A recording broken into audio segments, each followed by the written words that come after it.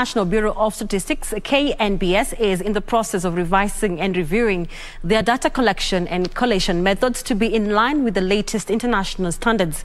This follows the completion of a report by the International Monetary Fund, IMF, that urges KNBS to develop a clear, detailed explanation of the data sources, methods and calculations used to produce the revised 2009 to 2019 national accounts and incorporate this into the revision report. Here's that story. Last year, Kenya National Bureau of Statistics rebased the Kenyan economy to capture new sectors whose output has grown in recent years.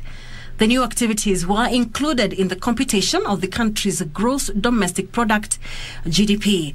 This was the seventh time Kenya's economy has undergone rebasing, with the previous one in 1957, 1967, 1976, 1985, 2005, 2014, and now 2021. According to the report, the revision and rebasing national accounts resulted to an increase in the size of GDP, increase in per capita income, and changes in production structure and revised GDP growth rates. IMF, in its latest report, is calling for review and revision of KNBS data collection and collation methods to be in line with the current trends. They say it is a high time KNBS adopts the latest international accounting standards, as well as integrate improved data sources and methods.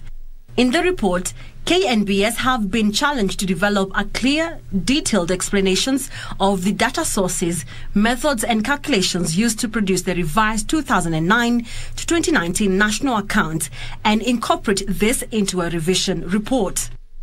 IMF further identifies areas for future research following the release of the revised estimates and recommends that KNBS investigate the use of taxes on products as published by the Ministry of Finance as the benchmark estimate of taxes on products in the national accounts and consider removing the stock of government securities from the stock of loans when calculating estimates of financial intermediation services indirectly measured. The report further says that KNBS should include contextual information demonstrating how the revised estimates align with major economic events, policy implementation, and related social indicators, as well as a section in the revision paper highlighting the revisions to both the overall level of GDP and the constant price growth rates.